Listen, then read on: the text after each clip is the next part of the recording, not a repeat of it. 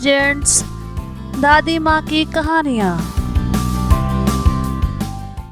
एक गांव में रमेश नाम का एक लकड़हारा रहा करता था, जिसका काम जंगल से लकड़ियां काटकर उन्हें शहर जाकर बेचना था। एक बार वह लकड़ियों को काटकर उन्हें बैलगाड़ी में भरकर जंगल के रास्ते जा रहा था। सुहाना सफर और ये मौसम हंसी, हमें डर है हम खो न जाए कहीं। हटक, संभाल के चल, आगे गड्ढा है।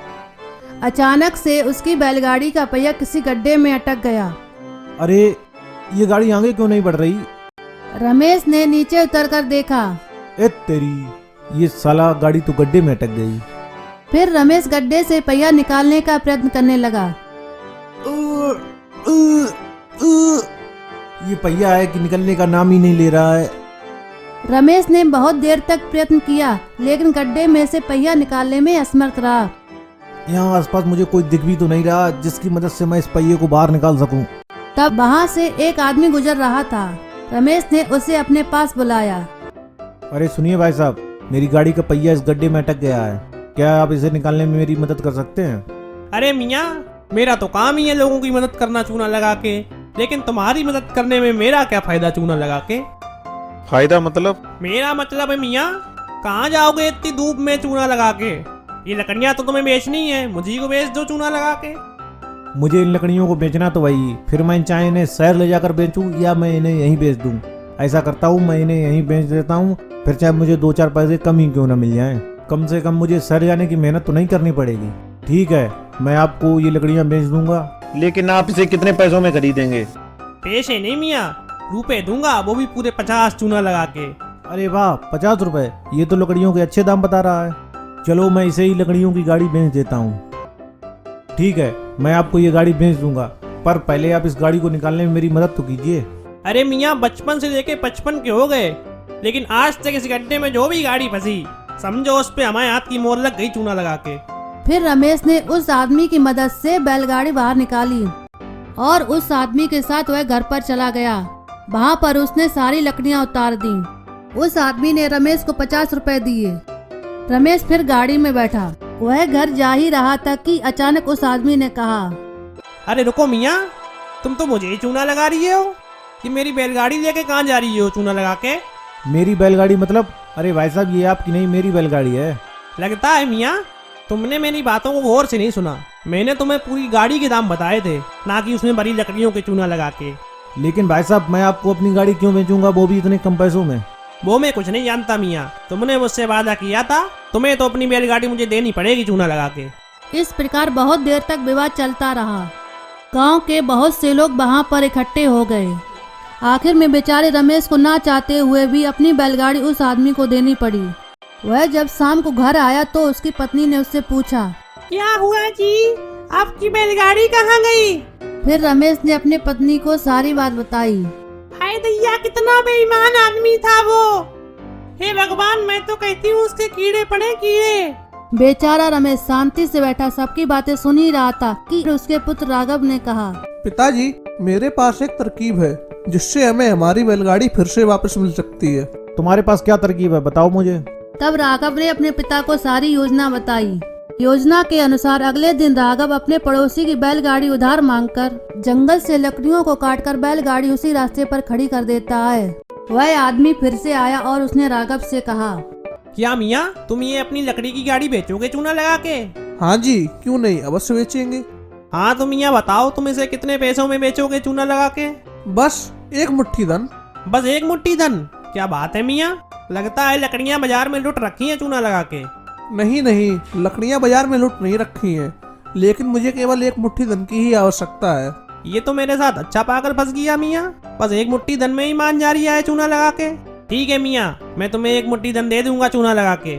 फिर वह आदमी राघव को अपने साथ घर ले गया। राघव ने सारी लकड़ियों को वहाँ पर उतार दिया। फिर राघव ने उस आदमी से पैसे मांगे। उस आदमी ने राघव को मुट्ठी में भरकर 2 रुपए दे दिए और फिर आदमी घर के अंदर जाने लगा। कहाँ जा रहे हो महोदय आप? घर जा रही था मियाँ, बताओ मेरे खातिर कोई और खिदमत हो तो।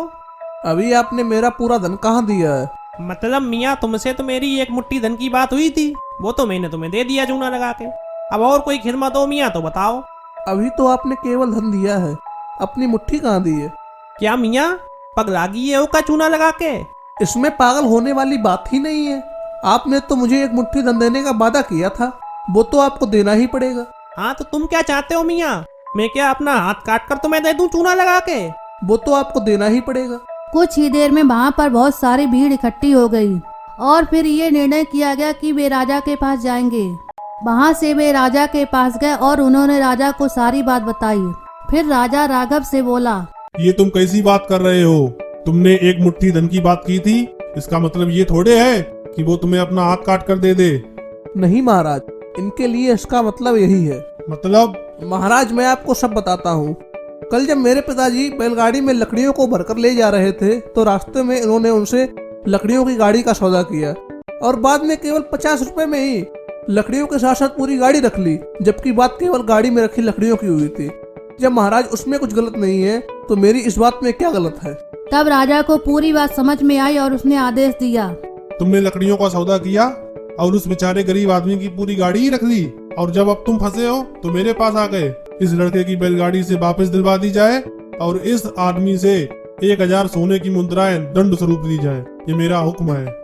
उस आदमी को दंड स्वरूप 1000 सोने के सिक्के देने पड़े, लेकिन फिर उसे भी अपनी गलती का एहसास हुआ और उसने राघव से माफी मांगी। राघव ने उसे माफ कर दिया और खुशी खुशी अपनी दोनों बैलगाड़ियों को लेकर वहाँ से चला गया। तो देखा दोस्तों, हर शेर को सवा शेर मिलता है, अतः हमें अपने से दुर्बल आदमी को सताना नहीं चाहिए, नहीं तो हमसे ताकतवर आदमी हमें सताएगा। ओम जय अम्बे गौरी मैया, जय श्यामा गौरी, तुमको निस दिन सेवत हरि ब्रह्मा शिवरी। ओम जय अम्बे गौरी। पिताजी, हम इनकी पूजा क्यों करते हैं? ये कौन है? बेटा ये माता दुर्गा हैं, ये सारे जगत की माता हैं। पिताजी, हम माता दुर्गा की पूजा क्यों किया करते हैं? अरे वाह बेटा, तुम्हें आज ये सब जानने की बड़ी चेष्टा है। चलो मैं तुम्हें माता दुर्गा की सारी कहानी सुनाता हूँ। बहुत समय पहले की बात है, महिषासुर नामक राक्षस ने ब्रह्मा जी की कठोर तपस्या की। ओम ब्रह्माय नमः, ओम ब्रह्माय नमः, ओम ब्रह्माय नमः, ओम ब्रह्माय नमः, ओम ब्रह्माय नमः। महिषासुर की कठोर तपस्या देखकर ब्रह्मा जी बहुत प्रसन्न हुए और उन्होंने महिषासुर को दर्शन दिए। उठो वत्स, देखो मैं तुम्हारे सामने हूँ। प्रणाम ब्रह्मदेव। पुत्र, मैं तुम्हारी तपस्या से प्रसन्न हूँ। मांगो, क्या वर मांगना चाहते हो? मुझे आपसे अमरता का वरदान चाहिए। आप मुझे वरदान दे दें कि मैं कभी भी ना मरूं। नहीं पुत्र, इस मृत्यु लोक में जो भी आया है उसका मरना तय है। नहीं ब्रह्मदेव, अगर आपको देना हो तो आप मुझे अमरता का वरदान दे दें, नहीं तो आप मुझे कोई भी वरदान ना दें। पुत्र, मैं तुम्हें अमरता का वरदान तो दे नहीं सकता और बिना वरदान दिए यहाँ से जा नहीं सकता। चलो पुत्र, मैं तुम्हें वरदान देता हूँ कि तुम्हारी मृत्यु केवल कुंवारी कन्या के हाथों ही होगी और कोई भी तुम्हें मार नहीं सकता। ठीक है ब्रह्मदेव, वैसे भी कुमारी कन्या में इतनी शक्ति कहाँ कि वो महिषासुर का अंत कर सके, तो एक प्रकार से मैं अमर ही हो गया हूँ। तो इस प्रकार ब्रह्मा जी ने महिषासुर को वरदान दे दिया। ये क्या, महिषासुर तो बहुत ज्यादा ताकतवर हो गया। वह जगह जगह जाकर उत्पात मचाने लगा। उसने धरती, आकाश, पाताल तीनों लोगों पर अपना आधिपत्य जमा लिया। लेकिन जब उसने देवराज इंद्र को परास्त करके स्वर्ग लोक पर अपना आधिपत्य जमाया, तब सभी देवता बहुत डर गए और वे भगवान ब्रह्मा, विष्णु, महेश के पास गए और उन्होंने उन्हें अपनी सारी व्यथा सुनाई। हे भगवान, हमारे प्राणों की रक्षा कीजिए। क्या हुआ देवराज इंद्र, आप इतना भयभीत क्यों लग रहे हैं? भगवान, उस असुर महिषासुर ने हमारे स्वर्ग लोक पर कब्जा कर लिया है। अब आप ही हमारे प्राणों की रक्षा कीजिए।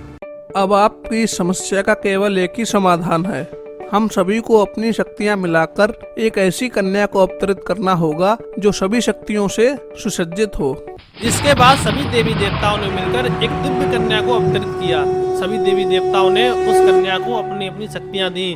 शंख, चक्र, वेद, गदा आदि से सुसज्जित होकर वो कन्या माता दुर्गा के रूप में जानी जाने लगी और फिर वो महिषासुर का अंत करने के लिए उनसे युद्ध लड़ने चली गई।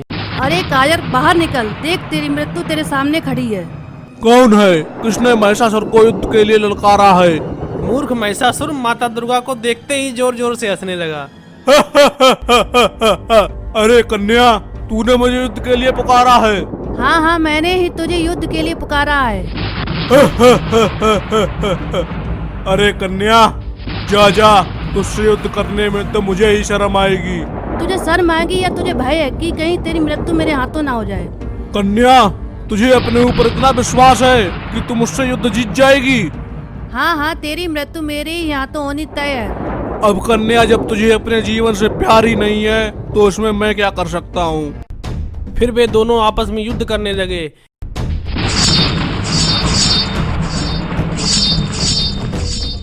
ये भीषण घमासान पूरे 9 दिनों तक चला और 9वें ही दिन माता आदिशक्ति दुर्गा भवानी ने महिषासुर का अंत कर दिया और उसी दिन से माता महिषासुर मर्दिनी के नाम से भी विख्यात हो गई।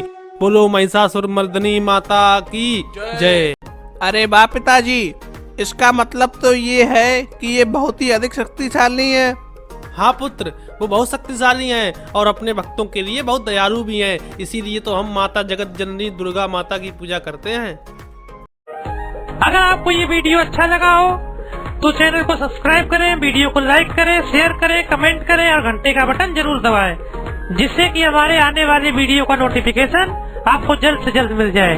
धन्यवाद।